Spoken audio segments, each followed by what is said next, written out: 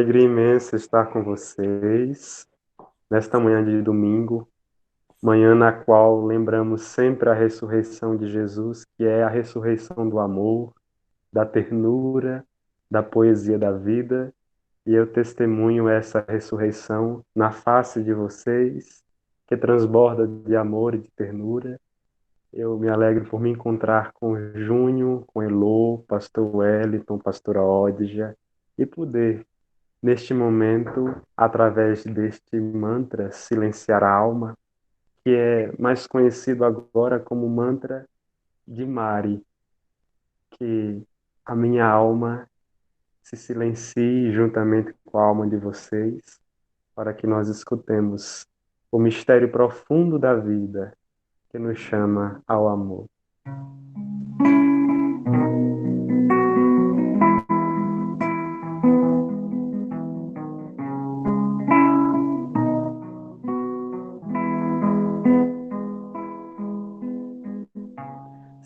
Silenciar a alma, apagar a luz, silenciar a alma, apagar a luz,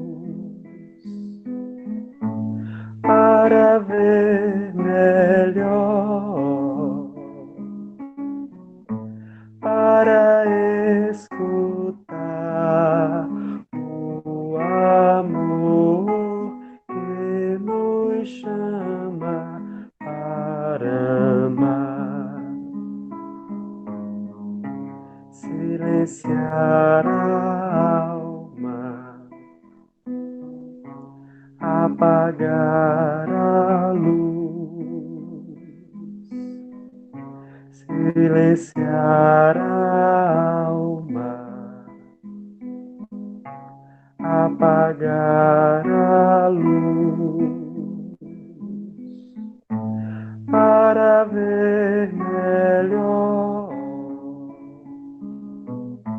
para escutar o amor que nos chama para amar,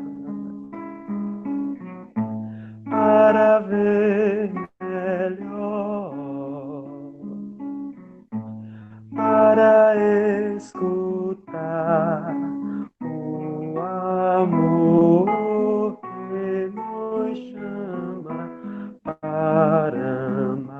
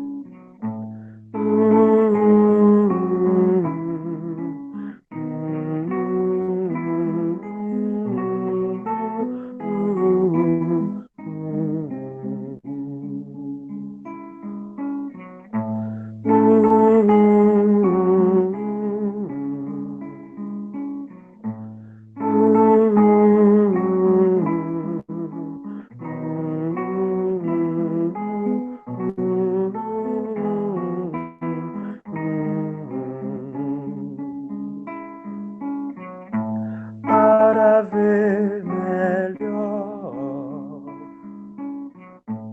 para escutar o amor que nos chama para amar,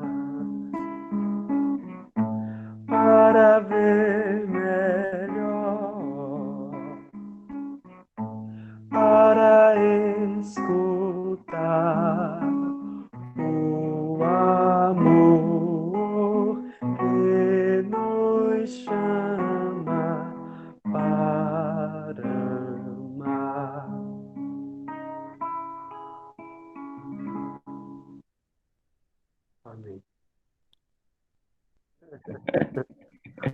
Pois é, eu pensei que nós poderíamos fazer uma oração cantada com aquilo que Teresa d'Ávila, uma das maiores místicas da história da igreja, orou e depois foi musicalizada.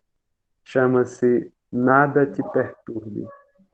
E Teresa assim nos convida a entrarmos em nós mesmos e mesmas e dentro de nós abraçarmos a Deus para que possamos também abraçar melhor o mundo lá fora. Amém.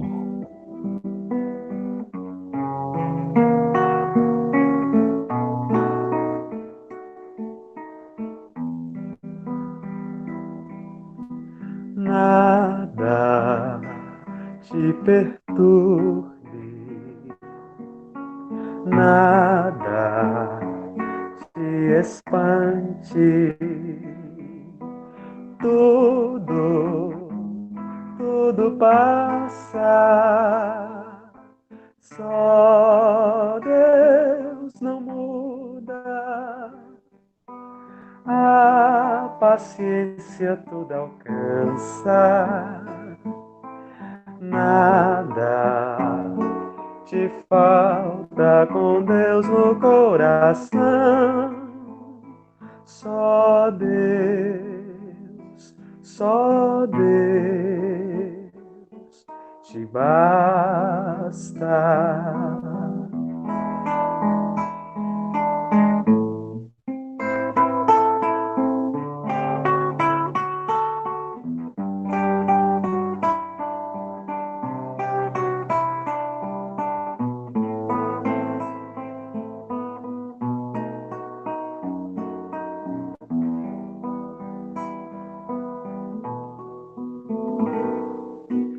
Nada te perturbe, nada te espante,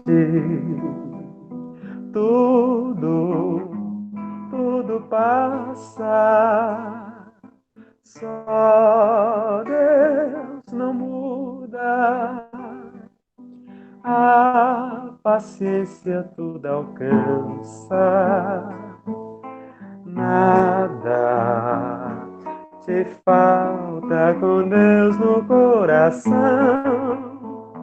só Deus te basta.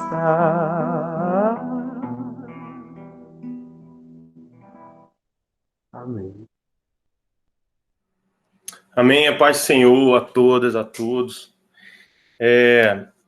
Eu queria saudar aí também, irmão Quino. Bênção, viu? Fomos abençoados aqui. Temos sido abençoados, viu? Pelas já alguns dias aí, ouvindo essa canção tão linda. E eu queria ler uma passagem com os irmãos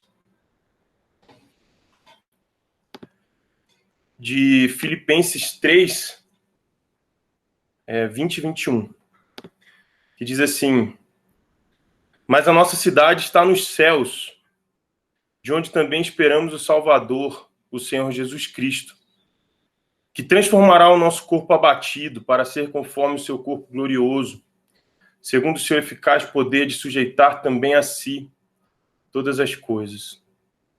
E eu queria cantar uma canção aqui, que a Mari tanto nos impactou, né? Tem nos impactado, e a vida do Júnior e da Elô tem sido um testemunho que tem falado muito ao meu coração. Eu falei bastante isso com eles. Gostaria de reforçar. Eu queria cantar uma canção aqui que fala sobre isso, tanto que ecoa em mim esse testemunho, essa palavra encarnada, como o pastor Elton falou. Vamos lá, vamos ouvi-la.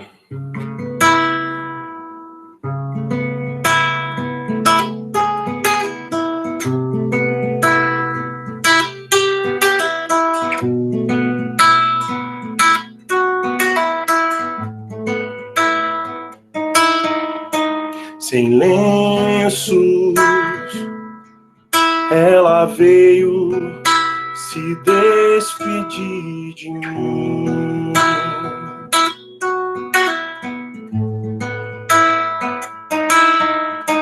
O tempo não foi capaz de vencer o que ela faz. Ela veio e adormeceu aqui no meu peito.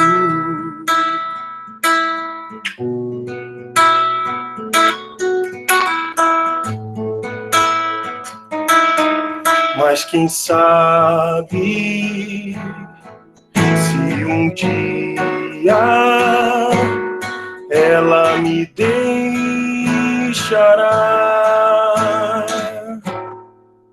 Eu ouvi alguém falar,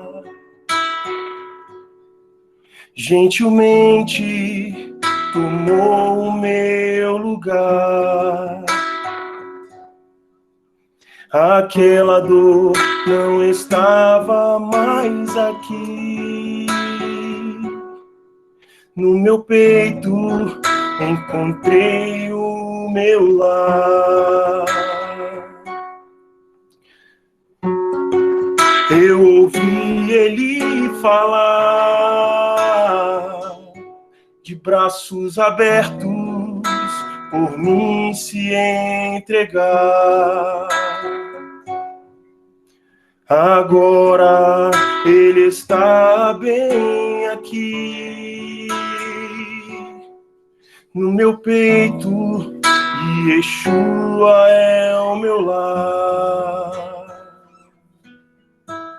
Não mais dor, não mais lágrimas,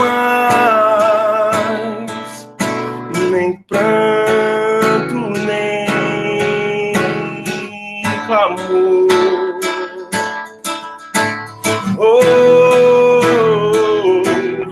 E ele enxugará minhas lágrimas. Não mais morte, não mais dor. Eu ouvi ele falar, de braços abertos, por mim se entregar. Agora ele está bem aqui no meu peito, e Yeshua é o meu lar, meu lar. Tu és meu lar.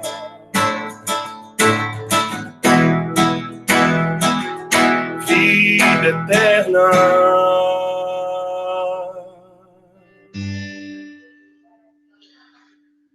Maranata,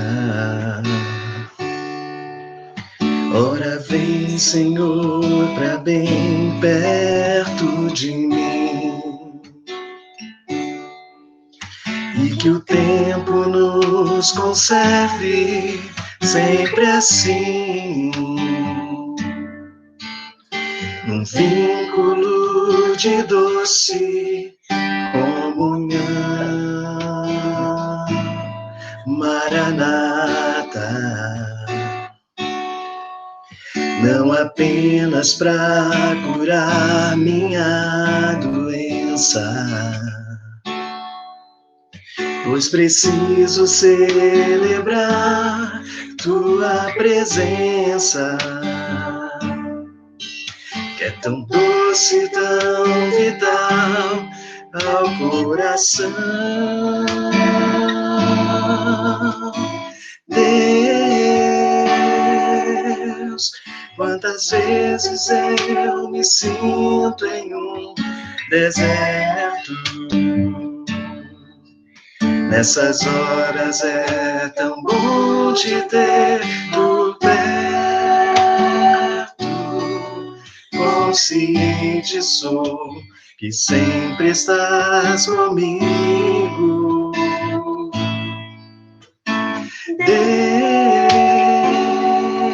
Deus, quero sentir mais da tua plenitude, discernindo nessa tão doce quietude o prazer de te ter como meu amigo. Maranata,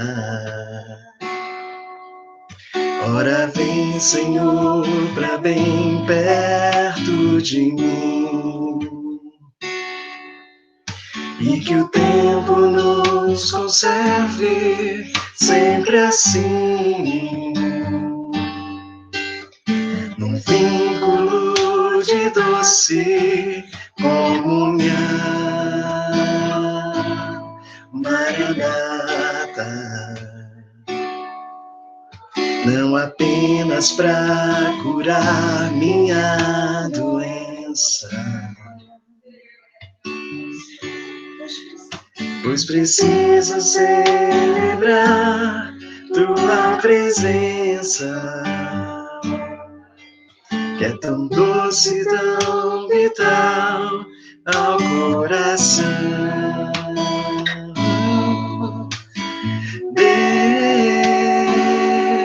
Deus, quantas vezes eu me sinto em um deserto, nessas horas é tão bom te ter por perto, consciente sou que sempre estás comigo. Deus, quero sentir mais a tua plenitude, discernindo nessa tão doce quietude o prazer de te ter como meu amigo. O prazer de te ter como meu amigo. O prazer de te ter como meu amigo.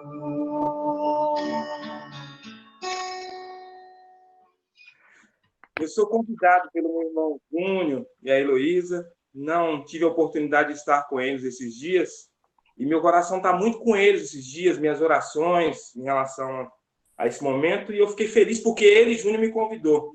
Júnior é uma pessoa que eu pouco estive com ele, mas é um amigo de verdade, é um irmão. Eu queria cantar isso pensando um pouquinho sobre esse momento.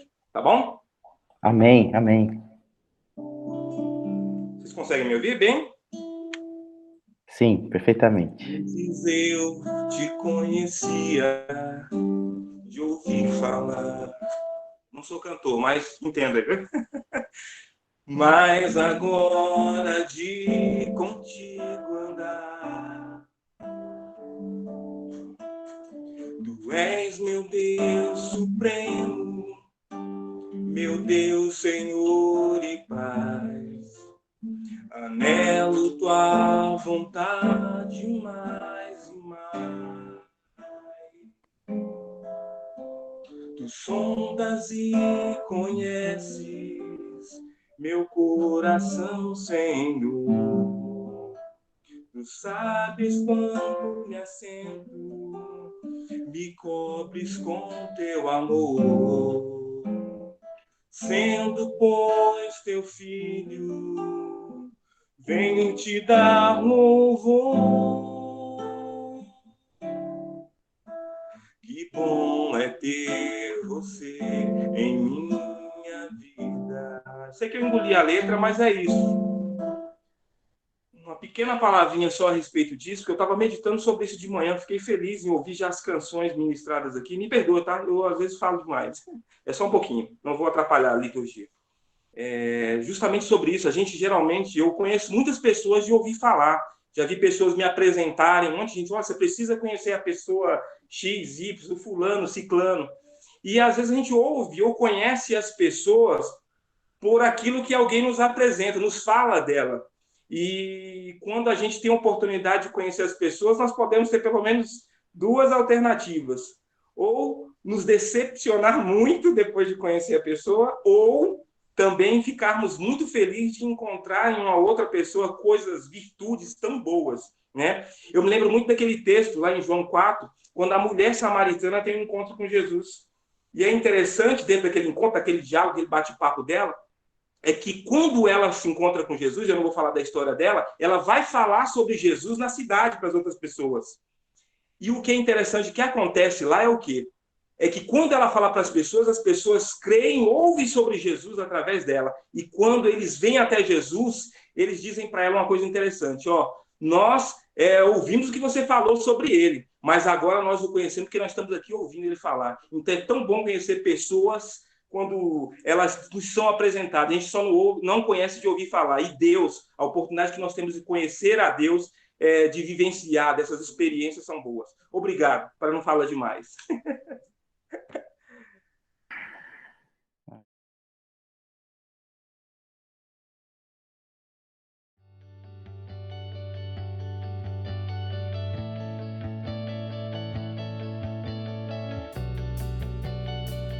Pastor Amém. Wellington, nosso convidado nessa manhã, Deus o abençoe, fique à vontade, somos todo ouvidos, meu querido. Bom dia. Bom dia, pastora Cíntia, bom dia a todas e todos mais uma vez. Gente, olha, eu quero dizer que concordo plenamente com o irmão Josair. Ele disse há pouco que às vezes a gente fala de alguém para o outro e o outro para o outro, e tem gente que se comporta como se fosse uma parede e tem gente que se comporta como um construtor de pontes. E nós estamos aqui exatamente por conta dessa confluência do Espírito da Ruá Divina, construindo pontes entre nós. Até um dia desses, por exemplo, e um dia desses mesmo, eu ouvi falar do pastor Quino no final de 2018, né, quando a pastora Ódia o conheceu no encontro de formação bíblica. Depois, dando um pulo aqui para essa comunidade, ali por volta de setembro, agosto, setembro, eu estava numa mesa com Júnior e Elô, a quem são filhos na fé, e eu tenho a alegria e o prazer de caminhar juntos esses anos todos. Eles nos falavam das várias andanças, e eu tinha vindo de um encontro com lideranças da Bethesda, lá em Fortaleza, e disse, deixa eu falar aqui com o pastor Mardi se tem obreiros lá em Brasília. E aí mandei um WhatsApp na hora, e o Mardi me respondeu, só tem um casal maravilhoso lá, que é o Rodrigo e a Cíntia, e pode procurar e tal, dizer que foi... E aí eu já passei o contato, e quando o Júnior voltou, já foi visitar, e ele disse que foi acolhido assim, com braços, coração, tudo à disposição. Depois, nós todos aqui fomos reunidos em torno, interessante, plano de Deus, porque o texto que a gente se debruça hoje, Marcos capítulo 10, versos 13 a 16, fala exatamente dessa questão dos pequeninos, e uma pequenina que viveu de forma intensa. Bom, hoje fazem 6 anos que Rubem Alves nos deixou, né? E segundo Rubem Alves, um equívoco nosso é contar a vida das pessoas a partir do momento que ela sai do útero. Rubem Alves dizia, não, eu conto desde que a pessoa está lá na barriga, então, quando ela nasce, ela não tem 2 dias, né? Ela tem 6 meses e tantos dias, ela tem 9 meses, 10 meses, então ele disse que era preciso contar a gestação já, né? Porque a gente já começa a se relacionar.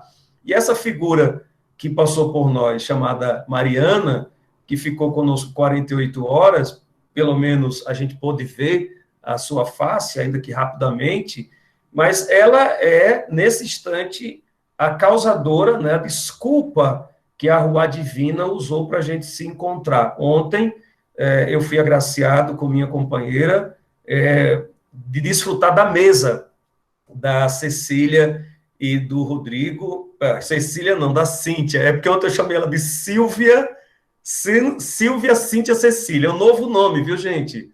Da pastora Cíntia. Anotem aí, Silvia, tá? Cíntia Cecília. Eu achei legal, né? Ficou.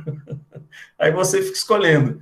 Aí pude conhecer o Pedro, pude conhecer o Davi, pude conhecer a Jujubinha, né? Pude conhecer uma super-herói que é uma abóbora, que tem lá na casa deles, pude conhecer o Tucano, inclusive falei para a Débora que o Brasil já apostou nesse bicho, né? Mas aí surgiu um negócio chamado rodoanel, pó, e o Tucano, coitado, se complicou todo. Enfim, conheci a família toda da Débora, né? Porque Débora tem 2 irmãos e uma família imensa, a Minnie, o Mickey de Mágico, enfim, né? Coloquei luvas, né, na Minnie, coloquei, higienizamos as mãos da princesa Sofia, que tem 12 anos a Sofia, é a mais nova quer dizer, é uma das mais velhas, ela é pequenininha, mas porque Jujubinha é a mais nova e é deste tamanho. Conheci o Balufante. Quando vocês terminarem de tudo isso, vão lá para vocês conhecerem o Balufante, que é uma mistura de elefante com baleia. Então, assim, essas mesas, entendeu? Redundou nisso aqui. E aí, nessa manhã, o Júnior diz assim, pastor, olha, eu acordei e falei com o pastor Quino e já pedi permissão, e o pastor Quino vai estar lá. Então, vocês imaginem, né, que essa coisa, essa loucura dessa ventania chamada Ruá, que desordena e nos aproxima. E graças a Deus que esse meio aqui, ele não tem o calor, mas pelo menos a gente pode vivenciar essas coisas de maneira tão maravilhosas. Aqui, inclusive, eu vi que tem o Carlos Couto. Carlos Couto foi líder de jovens de Eloy Júnior, é um filho meu, que eu tenho muito amor e muito respeito, é o pastor das minhas filhas. Então, enfim, então Deus seja louvado por todos e todas, e muito grato a Deus. E tudo isso, esse encontro, pelo menos de hoje de manhã, em torno desse pequeno sopro intenso chamado Mariana, enfim. Então, agradecer a Júnior e Elô, porque eles acabaram sendo esse canal de Deus para nos aproximar a todos e todas. Assim, minha gratidão profunda de estar aqui. Peço profunda liberdade para a gente poder agora ler a Bíblia e começar a pensar. Estou um pouco intimidado, por exemplo, esse jovem aqui que vocês estão vendo, o pastor Quino, é um biblista, ele atua em formação bíblica, né? Então, a juventude, mas ao mesmo tempo Deus lhe dotou de um conhecimento maravilhoso. Ódio, que é biblista, diz que Quino aquelas novidades do espírito, enfim. Então, Deus seja louvado. Mas eu queria que a gente lesse o texto de Marcos, capítulo 10, 13 a 16. Pastor Rodrigo, muito, muito obrigado pela coragem e pelo desprendimento de abrir, né, o púlpito virtual da sua comunidade. Gente, eu estou há 4 meses falando, pregando, sentado na frente de um computador. Eu estou com medo de já não conseguir ficar mais em pé depois disso. Então, que Deus nos ajude, né? Mas vamos lá. Marcos 10, versículo 13. Eu sei que os irmãos pararam no versículo 12, né? Não é isso, pastor? Estudaram Marcos 10 até o versículo 12. Hoje a gente continua o versículo 13 em diante, e você me acompanha aí na sua casa. Eu estou com a NVI, Nova Versão Internacional, e está escrito assim, né? Alguns traziam crianças. Olha que maravilha, rapaz. Eu fico impressionado. Eu sou o cara analógico. Então, quando eu vejo essas coisas, eu fico até com medo, entendeu? Outro dia, apareceu um negócio lá na minha timeline, né, de Instagram, porque eu só tenho Instagram há 2 meses, e o WhatsApp. Aí eu botei lá uma panela e fui olhar a panela. Cara, de lá para cá me aparece faca, panela, tem tudo. Eu digo, como é que esse povo sabe, né? Então, olha, eu pensei, o textão já está aqui. Então, eu vou ler aqui. Alguns traziam crianças a Jesus para que ele tocasse nelas, mas os discípulos os repreendiam. Quando Jesus viu isso, ficou indignado e lhes disse: deixem vir a mim as crianças, não as impeçam, pois... dá para subir o texto? Pois o reino de Deus pertence aos que são semelhantes a elas. Digo-lhes a verdade, quem não recebeu o reino de Deus como uma criança, nunca entrará nele. Em seguida, tomou as crianças nos braços, impôs-lhe as mãos e as abençoou. Amém. Amém. O Frei Carlos Mestres, que é uma inspiração para esses dois biblistas que eu acabei de citar, o pastor Quino e a pastora Ódia, eu fico de reboque pegando ali, ele tem um termo que ele diz assim: a Bíblia é uma flor sem defesa. A Bíblia é uma flor sem defesa. Dependendo da mão, porque tem mãos, né, que pegam a flor para arrancar e jogar fora, pisotear e pronto.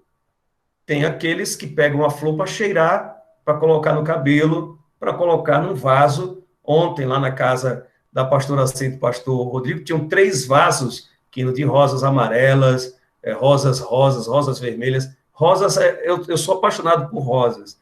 Então, há quem pegue uma rosa, uma flor, para embelezar um lugar, para perfumar um lugar, e há quem simplesmente arranque uma flor pelo prazer de arrancar e jogar no chão e pisotear. Segundo o Frei Carlos Mestres, a Bíblia tem essa dupla face. Ela pode ser usada para o bem, né, para libertar, para levar paz, consolo, conforto, autonomia, emancipação, mas ela pode também ser usada como arma, como chicote. Há uma expressão que a pastora Ódia usa, que é assim: eu não gosto de ler a Bíblia para os outros. Eu sempre leio a Bíblia para mim. Eu sempre leio a Bíblia contra mim, não contra ninguém. Então, eu não gosto daquelas coisas. Deus me deu uma palavra para você. Normalmente, eu sempre estou procurando uma palavra para mim. Porque se Deus fala com você, aí as coisas tomam outro rumo. Esse texto, ele pode ficar, e ele já é rico por si só, e ele pode ficar num campo que eu vou pedir a permissão para dizer da infantilização do discurso, não é? A infantilização do discurso. Jesus vai passando, vem um monte de criancinhas voltando da pré-escola, do jardim, da infância, e elas tentam se aproximar de Jesus. Os discípulos, né, as impedem, e Jesus diz assim: não façam isso, deixem elas vir até mim, porque o reino de Deus é preferencial. Isso já é também uma interpretação, porque, segundo a narrativa de Marcos, Mateus e Lucas, o que Jesus vai dizer é que quem quiser entrar no reino de Deus terá que ser semelhante a elas, não é? Então, e aí a gente ficou com essa visão do texto, eu diria um tanto quanto romântica, digamos assim. Gostaria de, por exemplo, pensar rapidamente para pequenos detalhes que me chamam a atenção. Alguns traziam crianças a Jesus para que ele tocasse nelas. E esse é um dilema. Eu, quando tive a primeira vez no sabático, no Missouri, acompanhando Ódia, eu me lembro, por exemplo, de um conselho que me deram. Se você estiver andando na praça, no parque, onde for, uma criança correr na sua frente e cair, não faça o gesto que você e eu, como latinos, brasileiros, temos de imediatamente fazer o quê? Correr para pegar aquela criança, levantar e ver o quê? Não toque na criança. Deixe lá. Deixe lá. Também, quando visitei a primeira vez um casal de amigos, o pastor Gran e a Thelma, em Portugal, eles mais ainda diziam: não toque, não chegue perto. E me lembro, Gustavo, de uma ocasião que eu estava com Ódia no parque e aconteceu exatamente isso. Uma criança passou na minha frente, a coitada levou um tombo, minha gente. Se estatalou no chão, eu me armei, aí lembrei, e nisso já vinham os pais, né, correndo assim, e eu fiquei quieto, porque eles já vinham correndo olhando para mim. Olhando para mim, né? E eu com essa cara de europeu, que se vocês olharem eu tenho um biotipo germânico, né? Vocês percebem, eu tenho um biotipo germânico ali de quem nasce ali pelo Iraque, né? Bem palestino, né? É um germânico palestino, né? E fiquei na minha. Então, a angústia, tá certo? De fazer o quê? Toco ou não toco? Não é? Então, por um lado, uma exacerbação. Por outro lado, de cada 10 crianças no Brasil, 7 crianças são abusadas sexualmente dentro de casa. dentro de casa. De cada 10 crianças, 7 são abusadas sexualmente, são violentadas dentro de casa, por famílias heteronormativas cristãs. Então, lembra daquela fatídica reunião do dia 22 de abril, em que um cidadão dizia bem assim, vamos aproveitar que o povo está aí discutindo esse troço do Covid, e a gente abre a cancela aqui e deixa passar toda a boiada? Então, os discípulos contemporâneos são craques em chamar a atenção e os olhos da igreja para uma direção e fazer com que o povo não olhe para outra direção. A pastora Silvia, Cíntia, Camila, Cecília, ela já trouxe no início dessa celebração uma reflexão, estava chegando sobre o fatídico vídeo, né, em que a letra diz uma coisa e as imagens praticamente abençoam a violência doméstica. Num Brasil que de cada 10 mulheres que apanham, 4 são evangélicas, segundo pesquisadora Valéria Vilhena.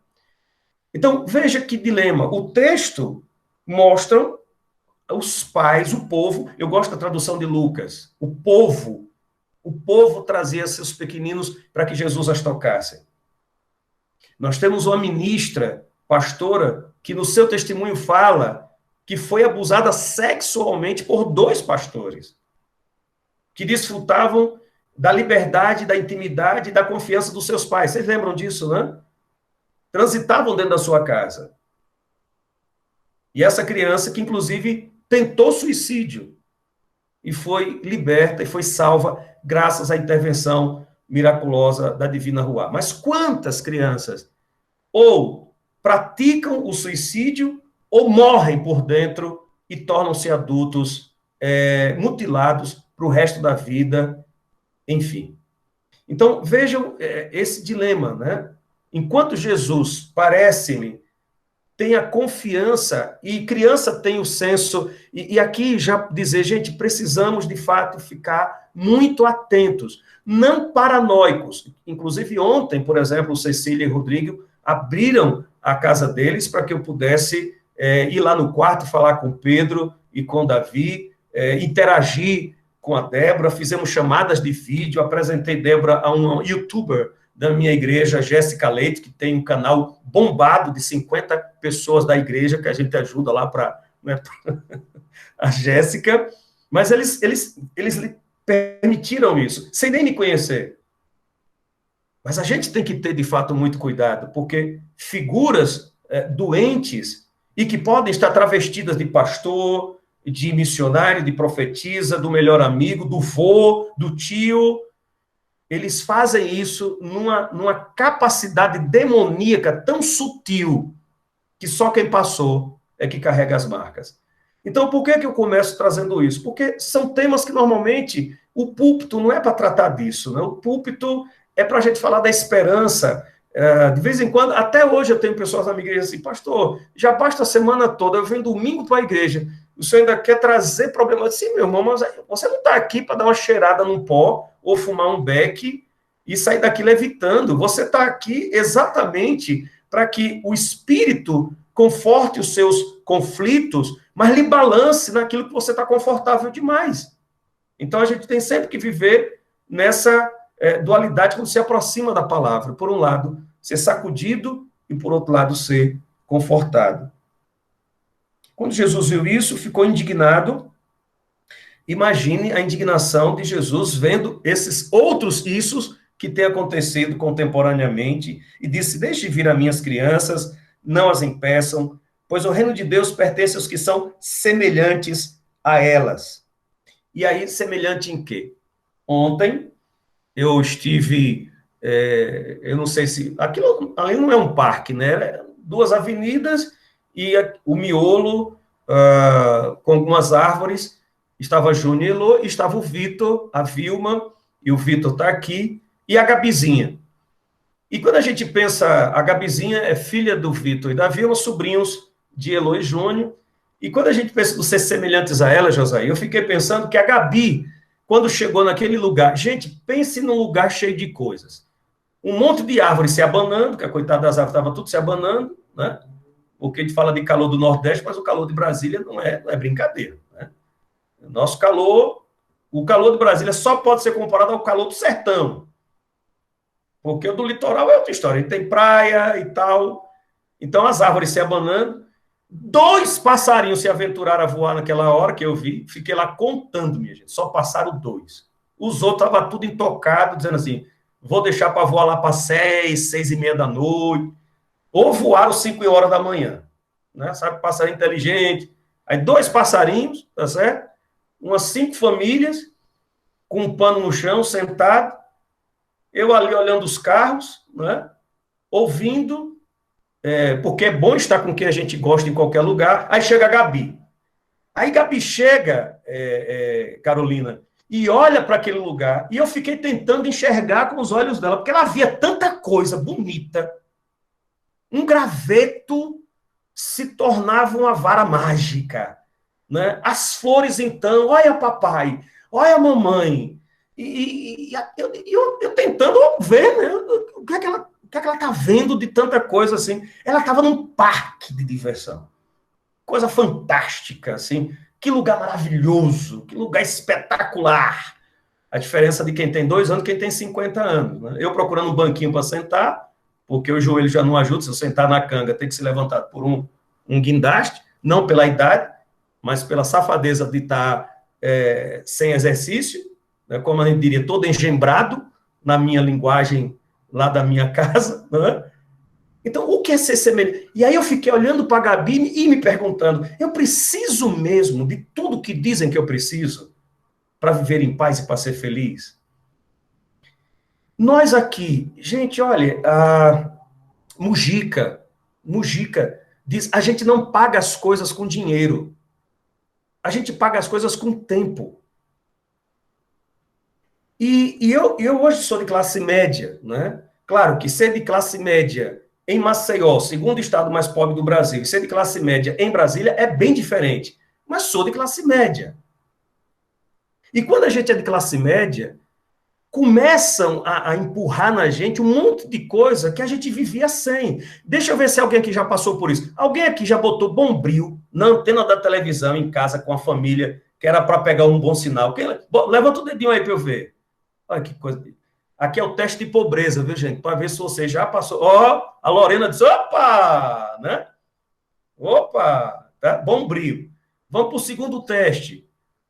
Você tomar quando tinha refrigerante e depois aproveitar para botar água, que era para a água ficar com o gostinho do refrigerante. Olha aí, ó, pastor Quilos, não é? Terceiro teste, porque hoje tem um negócio de Tupperware, né? Tem um negócio assim para você guardar as coisas, botar no freezer, não perder a textura. Mas quem já botou aqueles restos de macarrão, arroz dentro daqueles potes de margarina? Quando a gente usava margarina, porque depois que a gente se conscientiza, nem formiga come margarina, só a gente comia, não é? Aí botava aqueles potes lá dentro da... Percebe? O Davi entrou aqui rapidinho. Minha geladeira ainda tem um monte, viu? Ó, esse é o Carlos Couto, minha geladeira tem um monte. Quem tem filhos aqui? Levante o dedo aí rapidinho. Gente, olha, eu me lembro, pastor Kino, eu fui pregar uma vez no Piauí, e foram o carnaval todo, essas idiotices que pastor jovem faz, de deixar os filhos sozinhos, pequenos, a esposa, e ir sozinho pregar o carnaval inteiro, quase 7 dias, longe de minhas filhas, na volta, carregado de culpa, comprei um baita de um presentão para as duas, conclusão, fui inventar de ligar em Recife, porque ia trocar de aeronave, perdi o voo para Maceió, entrei em pânico, fui do lado de fora, o primeiro taxista disse, amigo, me leve Maceió agora. Um homem de bem me botou dentro do táxi, me levou para Maceió, quando eu parei na porta de casa, disse assim, quanto é? Disse assim, quanto o senhor tem no bolso? Pronto, toda a oferta dos 7 dias ficou lá, mas eu cheguei em casa, aí entreguei os 2 presentes, 2 caixas maravilhosas, fui tomar um banho, que eu voltei, o conteúdo das caixas estava jogado de lado, e minhas filhas estavam brincando com as caixas de papelão. Aí eu pensei comigo, aí a Ruá falando, nunca mais gasto dinheiro, né? Percebe, gente? Então, ser semelhante a elas de alguma forma, a gente tentar vencer esse demônio do consumo que nos rouba tempo, que nos rouba saúde, que nos rouba paz, que nos rouba de estar com o ser amado, nos rouba de nos alegrar com o que a gente tem. E eu fiquei refletindo exatamente nisso.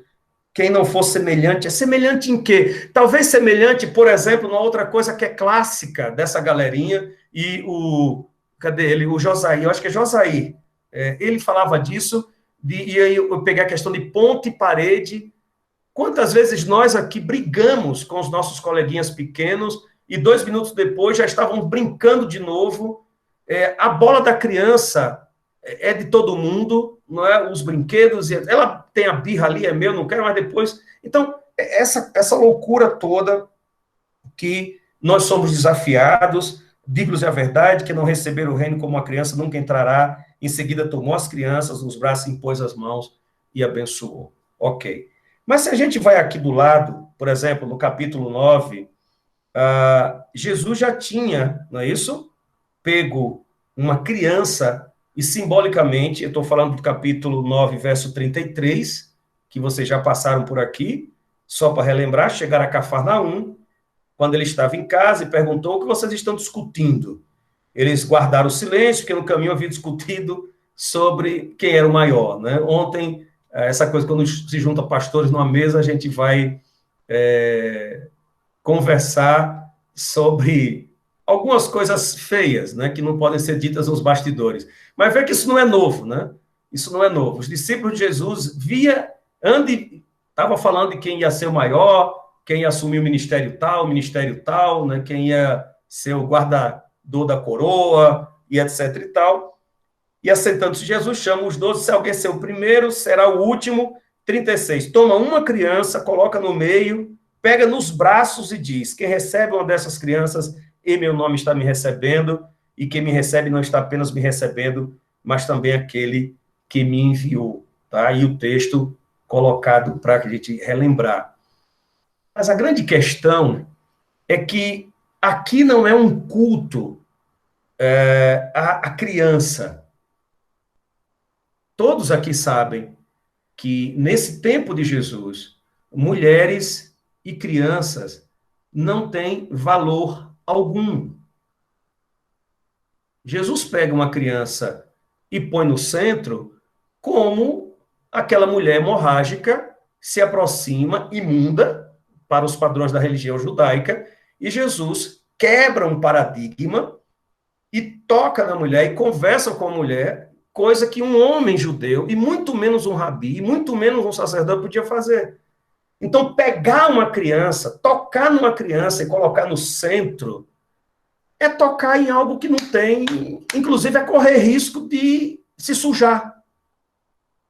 Nós não podemos ler a Bíblia com os óculos desse nosso tempo, não é?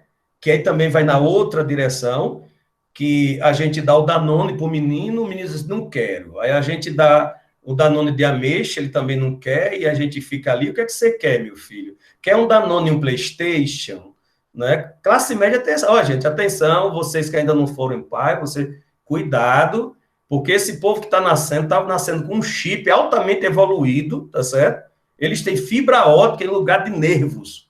Então, eles leem o ambiente. A gente olha assim, banguelo, carequinha, cego, né, com aquela carinha de tolo, aí você diz, isso aí é um bestinha. Cuidado, que assim que ele nasce, que olha para você, ali é um alien. Ele entra na sua cabeça, entendeu? Ele já lhe domina.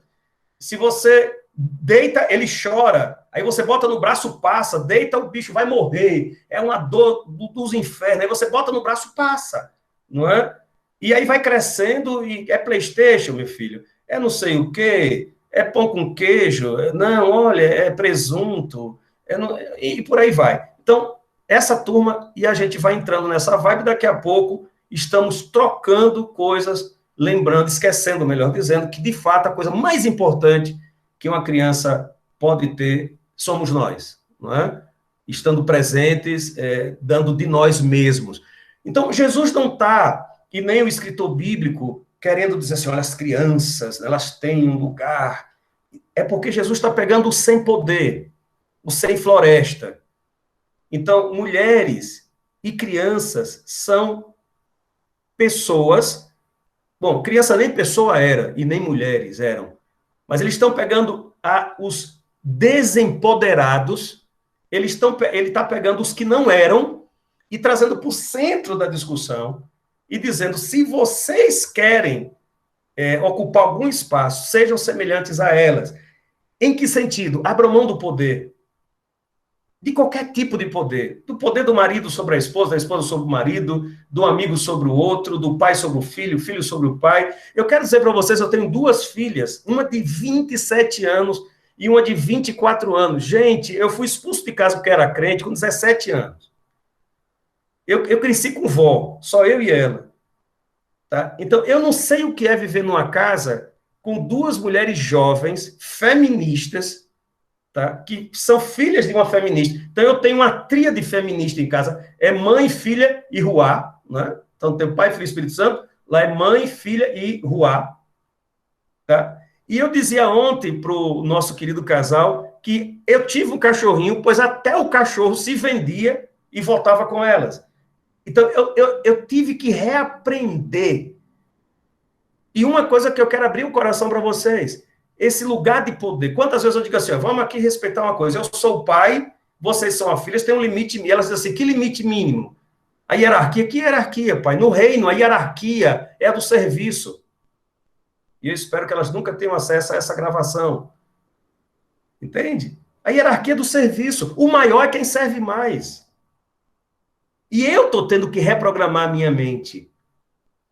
Porque mesmo fazendo um monte de leituras, mas quando vai para o cotidiano, é um desafio você se colocar no mesmo patamar do filho que você gerou, mas que é criação de Deus e que tem, muitas vezes, autonomia do Espírito para falar com você. Então, o texto tem coisas em si nele que são interessantes. Tocar, é seguro, por exemplo, somos pessoas confiáveis para que toquemos e permitamos que nossos filhos sejam tocados aqui por esse grupo de pessoas. É bom lembrar, e desculpe tocar nesse assunto de novo que incomoda, mas as pessoas que abusaram dos filhos, normalmente da gente, são as pessoas menos que a gente tem a desconfiança. Ou melhor, são as pessoas assim que a gente diz, não, essa jamais. É tanto que as crianças muitas vezes duram uma vida inteira pedindo socorro e os pais e os adultos não ouvem, porque não acreditam, é um devaneio, não é possível, né? O vô, o tio, a tia, o pastor, a missionária, a profetisa, jamais faria isso, deve ser coisa realmente do Juninho ou da Juninha, que deve estar muito pressionado. Então, é bom ficar atento, ser semelhante a elas, no desapego, e vamos ter cuidado, porque todos vocês aqui vivem numa família, numa cidade, tem alguns que não são daqui, mas mesmo os que não são daqui, vamos ter cuidado para a gente não engolir garganta abaixo, uma agenda do que é necessário para ser feliz, porque isso depois a gente vai pagar com tempo e com saúde, e tem coisas que não voltam. Tá? Eu recomendo procurar uma entrevista de um líder intelectual indígena chamado Ailton Krenak, vale a pena ouvir o Krenak, onde o Krenak vai dizer assim, não é possível que as pessoas não estejam doentes, as pessoas passam 4 meses dentro de casa, abrem um shopping, estão dentro de casa, e a primeira coisa que pensa, em vez de dar uma volta em Pirinópolis, é se enfornar dentro de um shopping, é muita loucura, né? Mas, para comprar, paciência, né? Ou para comer e tirar foto para mandar para o amigo, quando você pode dar um rolê nos parques, enfim. Então, eu recomendaria isso. Porém, para fechar, eu disse ao pastor, eu queria fazer um diálogo entre esse texto e uma palavra de Jesus em Mateus, capítulo 25, o pastor não me deu o tempo, eu já estou aqui perdido, não sei quanto tempo eu tenho para concluir, mas eu vou, então, caminhar para a conclusão. O famoso texto de Mateus 25, verso 31. Porque, para mim, e aí o pastor Quino pode, e eu peço permissão para me dirigir a ele, porque ele é um especialista em grego e em hebraico, e ele pode me corrigir, mas na leitura de Marcos, de Lucas e de Mateus, não é a criança pela criança, mas é o pequenino. A criança aqui é qualquer um e qualquer uma que esteja no lugar de desprestígio, que esteja no lugar de vulnerabilidade, que esteja no lugar em que sua vida seja ameaçada. Então, essa criança, por exemplo, pode ser um idoso, uma idosa de 80, de 70 anos, que os filhos abandonaram e ela está vulnerabilizada. E ela não é criança em termos de idade. Essa criança pode ser, por exemplo, os bolsões de miséria que cercam Brasília. E eu não estou falando de crianças, eu estou falando de adultos que não conseguem fazer 3 refeições por dia. E eu sei o que é pobreza. Eu sei o que é passar fome. E quando as pessoas me perguntam por que eu estou nas ruas, por que eu vou para os movimentos, porque eu digo, eu não vou por um partido ou por uma sigla, eu vou porque eu sei o quanto a fome descaracteriza o ser humano. Eu sei o quanto a fome descaracteriza o ser humano. Mas aí, o casal Padilha que está aqui, existem fomes, e tem uma poesia no Brasil que diz assim, a gente não quer só comida, a gente quer bebida, diversão e arte. A gente quer ser feliz. E eu estou dizendo para vocês porque eu, desde os 23 anos, pastorei uma igreja progressista. Mas era uma igreja progressista em que um grupo que me levou para esse ambiente era o progressismo do saneamento, o progressismo da moradia, o progressismo do pão na mesa, o progressismo do trabalho, o progressismo da luta de classe. Mas quando esse progressismo foi derrubar as cercas do corpo, quando esse progressismo chegou para dizer que ninguém pode interferir e criar regras por corpo das mulheres, muito menos se forem homens, que as mulheres têm que ter pleno direito sobre o seu corpo, de fazer o que elas bem entenderem e decidir sobre ele. Quando essa fome chegou na fome de ser aceito na sua condição, por não se encaixar dentro de uma heteronormatividade, essa comunidade, que era progressista, perdemos umas 50 pessoas ao longo dos anos no debate. E eram líderes, formadores de opinião. Porque acharam demais. Enquanto o discurso progressista lhes dava conforto, porque não lhes incomodava, inclusive, lhe colocava no lugar assim, sou classe média, mas não sou aquela classe média indiferente ao pobre, à fome, eu distribuo cestas, eu vou para passeata, eu luto em defesa contra o desmatamento, eu estou nas lutas por moradia, mas quando a questão não passa por desmatamento, por moradia, passa por reconhecimento de ser aceito. Quantas pessoas se suicidam ainda neste país por não entenderem, porque não conseguem sentir afeto dentro de uma regra e por ouvir dentro de casa do pai, da mãe ou do pastor que aquilo é coisa do demônio. Quantas pessoas, como esses dias uma jovem muito constrangida me disse assim, pastor, ore pelo meu filho. E eu disse, amém, qual o probleminha? Eu disse, não, o problema é, como é que eu posso dizer, como é que eu posso dizer, uma malformação, lá na genitália. A criança é hermafrodita. E eu disse para ela, querida, relaxa seu coração e deixa rolar, deixa arruar, não aplica nada nem lá nem cá, e deixa o Espírito ir conduzindo, e o que rolar depois, se seu filho tiver caracteres masculinos, mas alma feminina, acolha. E se tiver caracteres femininos e alma masculina, acolha. E quando as fomes ultrapassam essa coisa que todos nós aqui que somos de uma linha mais progressista aprendemos. Quando essa fome, por exemplo, é o direito de não ser tratado como sub-raça.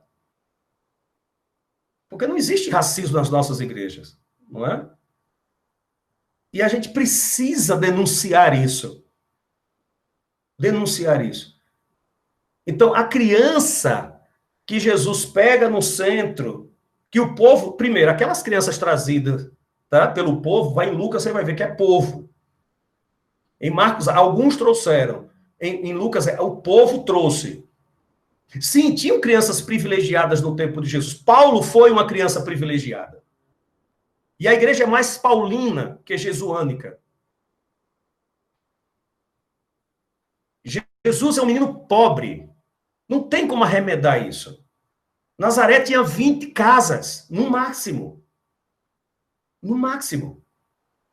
Então Jesus sabe o que é viver numa região que o povo achava que era caipira, que era tosco, que era ignorante, que era estúpido, porque não tinham acessos.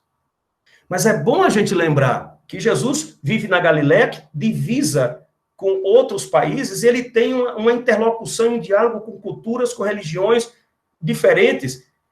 Então não é só a inspiração do alto que ele é o Filho de Deus, mas a pedagogia talvez nos ensine que o diálogo com o diferente vai nos talhando a uma sensibilidade.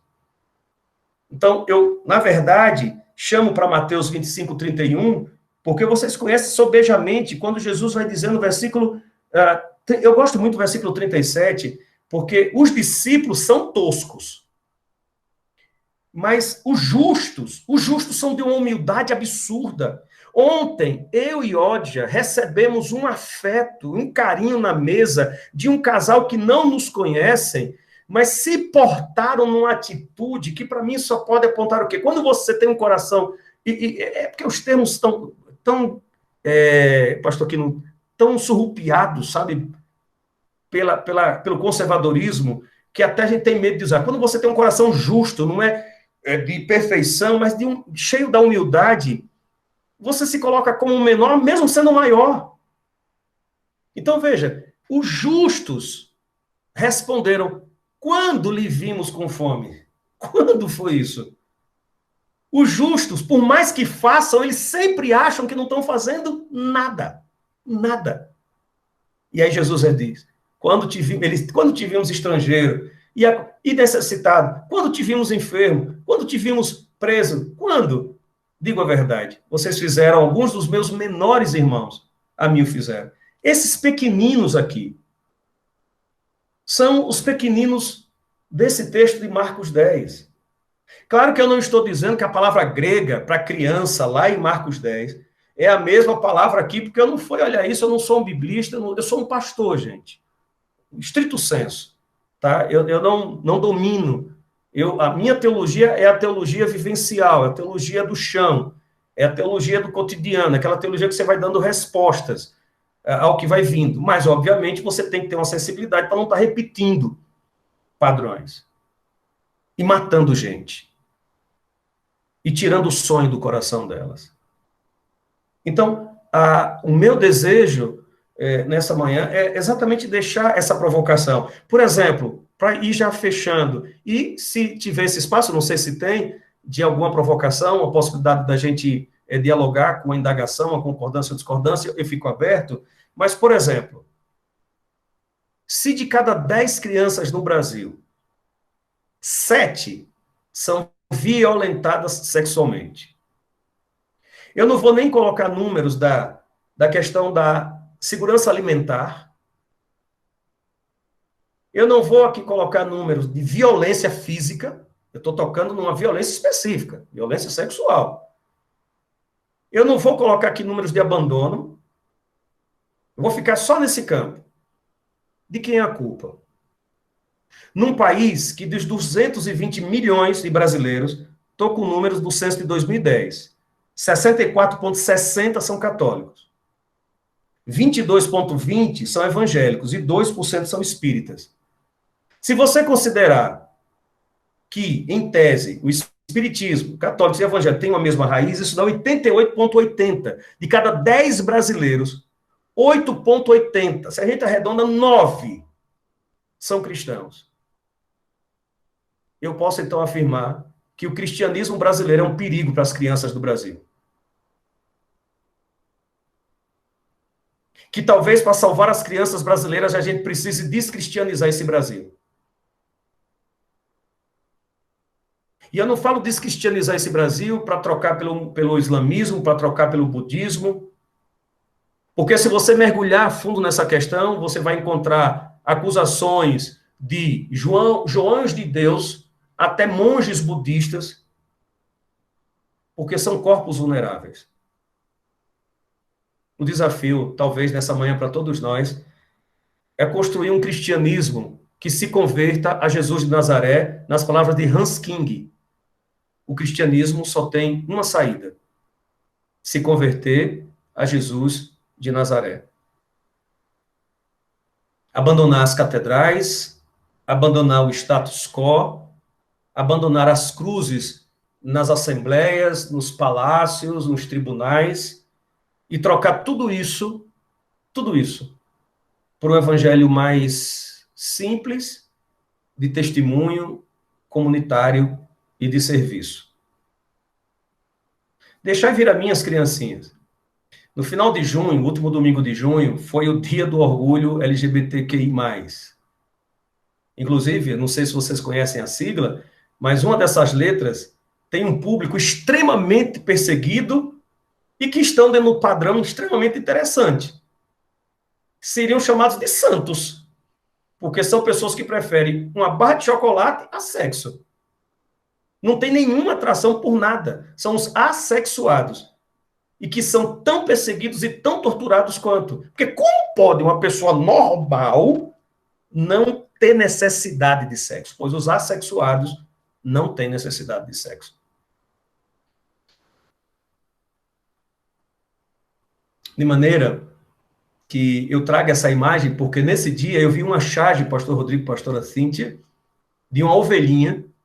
Ela tinha um arco-íris no seu pelo, e Jesus, caridosamente, a charge era Jesus ajoelhado, dizendo assim: venha, ovelhinha perdida. E Jesus recebendo ela carinhosamente, e a ovelhinha dizia assim: perdida? Não estava perdida, não. É que disseram para mim que eu não era bem-vinda. Aí eu estava dando rolê por aí. Agora, já que você está dizendo que eu sou bem-vinda, eu estou aqui. Que a Igreja Betesda de Brasília possa estar totalmente aberta, como Jesus, para qualquer pequenino que for, que seja apresentado para receber um abraço, uma bênção, seja de fato acolhido e acolhida plenamente.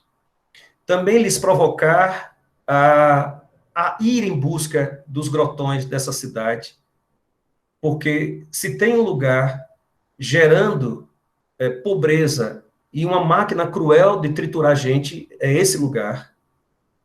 Então é importante que tenha uma igreja, por pequenina que seja a voz profética de Deus para dizer a essa igreja que está aí querendo poder e status, que ela está em pecado. E que pecado não é ter um corpo trans, e que pecado não é o atabaque, e que pecado não é chá verde, né? Chá verde é um chá... Vocês conhecem chá verde? Eu gosto de chá verde para acalmar. Tem um chá em inglês chamado Heineken. É um chá verde, né? Então, esse não é o problema.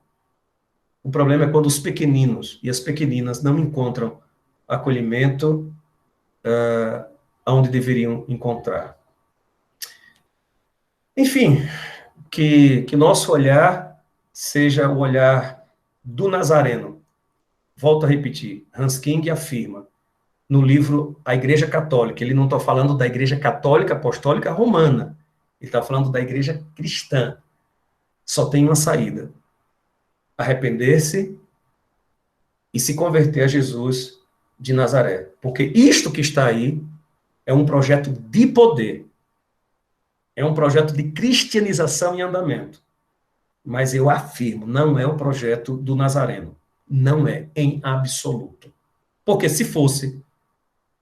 Eu me converti em 85. O Brasil tinha 7 milhões de evangélicos. Agora nós temos 40 milhões. Representamos 22,2. E no próximo censo, esse número terá aumentado.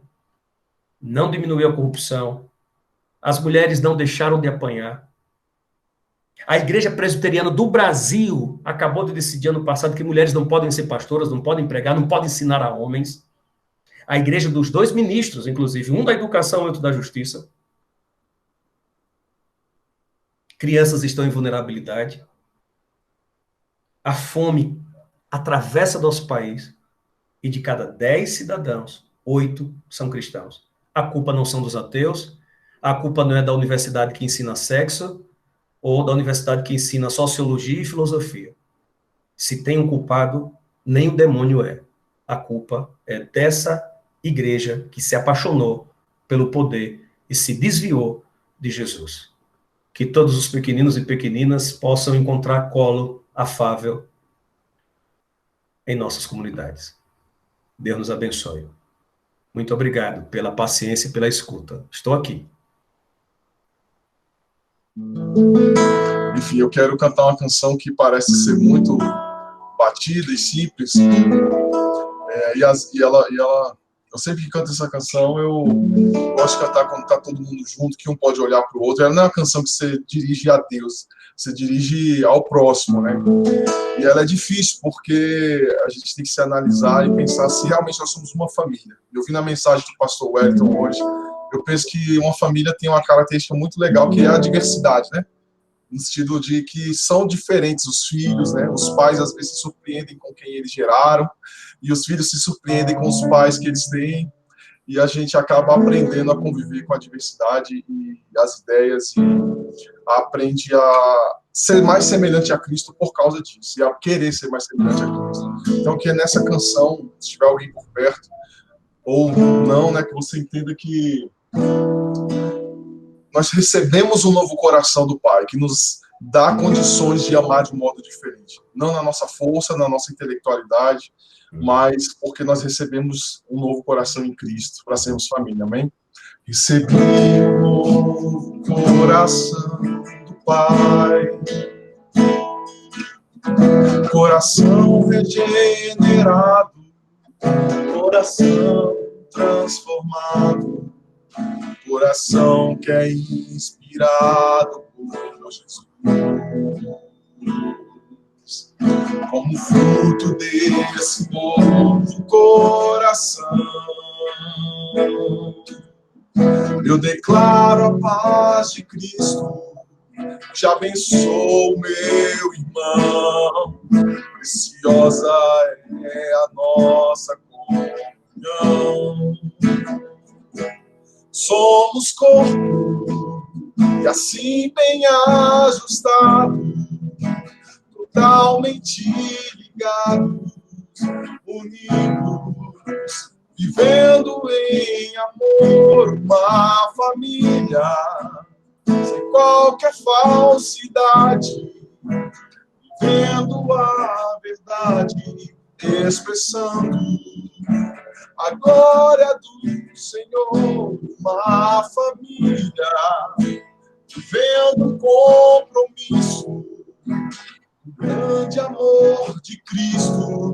Eu preciso de ti, querido irmão, precioso és para mim, querido irmão. Que a gente entenda que nossos irmãos estão para além das paredes, né? E que Deus nos ajude a criar pontes para chegar até eles. Que essa família não seja apenas um rótulo, mas seja um corpo, amém? Recebi um novo coração do Pai, coração regenerado, coração transformado, coração que é inspirado por Jesus. Como fruto desse novo coração, eu declaro a paz de Cristo, te abençoo, meu irmão.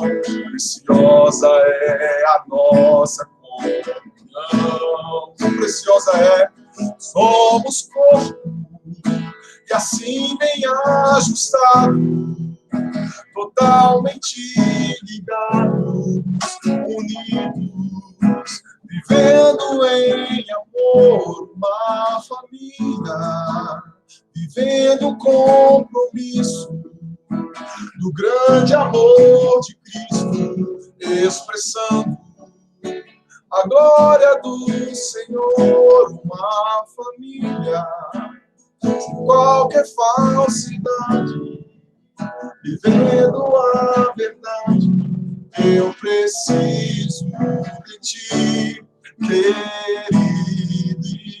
irmão, precioso és para mim, querida irmã, eu preciso de ti, querido irmão, precioso és para mim, querido irmão. Amém. Que essa canção, que eu sei que é provocativa também, seja uma oração, mas seja uma projeção de nosso ânimo, né, e desejo de ser essa família bem maior do que já somos. Amém? Obrigado aí pela oportunidade. O carinho, né, a começar aí de pastor Wellington e pastora Ódia, que vieram lá de Maceió para estar com eles aqui, a quem nós agradecemos também. De todo coração, enfim, pelo privilégio de tê-los conhecido, recebido ontem aqui. Como disse o Josair lá, né, antes te conhecia de ouvir falar, né? Então, a gente já os conhecia dos comentários carinhosos, o né? amor de Elo e Júnior, né? Exatamente, né?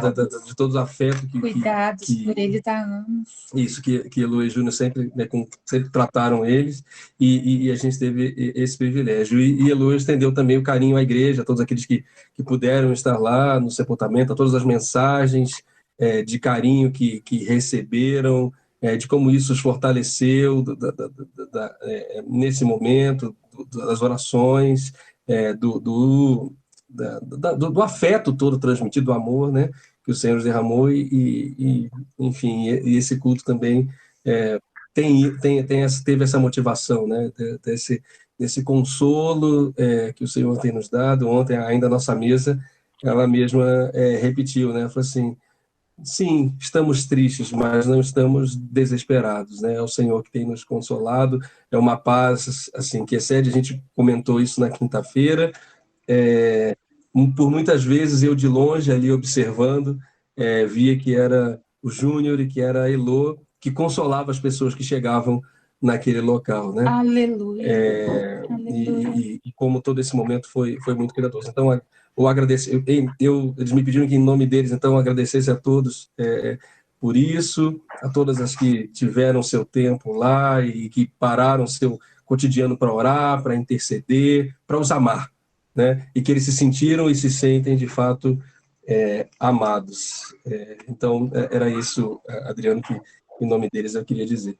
E a todos que aceitaram e disseram sim ao convite de Heloísa, de Júnior, e nos brindaram com a bênção da companhia em adoração ao nosso Deus essa manhã. Muito alegre, muito feliz. Deus abençoe a cada um. Até o Mano Vitor entrou aí com Vilminha. Que alegria estar em família de Cristo hoje, essa manhã, e com todos vocês que nos visitaram. Jesus continue pelo seu Santo Espírito ministrando ao coração de cada um aquilo que o Espírito falou à igreja essa manhã. Não é na nossa força, mas naquele a quem nós amamos e nos comprometemos a sermos fiéis até o fim, que nós queremos avançar nele, em Jesus. E só queria pegar uma carona no texto bíblico ministrado essa manhã pelo pastor Wellington, e aí diretamente a Júnior e Elo, agradecê-los pela coragem de ter permitido a sua pequenina seguir, né, aos braços do Senhor Jesus. A ordem de Jesus foi: deixar os pequeninos, vinde a mim, vir até mim. E eu sei que vocês, mesmo nesse momento de dor, foi assim que vocês fizeram e devolveram ao Senhor e permitiram que a pequena Mari, então, voltasse ao Senhor. E eu queria fazer essa conexão com o texto de hoje, que me tocou profundamente. Muito bom estarmos aqui e termos ouvido a palavra do Senhor, tão desafiadora, e que o Senhor nos fortaleça cada dia mais para que a gente possa estar cumprindo o seu propósito de sermos igreja, de fazermos a diferença, de levarmos a palavra do Senhor a quem de fato precisa, da maneira mais adequada, da maneira mais abrangente, sem qualquer tipo de preconceito. Deixai vir a mim os pequeninos, que nós sejamos um caminho para que os pequeninos venham à presença do Senhor, para que nós sejamos ponte para que esses pequeninos alcancem paz, alcancem salvação, alcancem o evangelho, de fato, alcance cada um deles.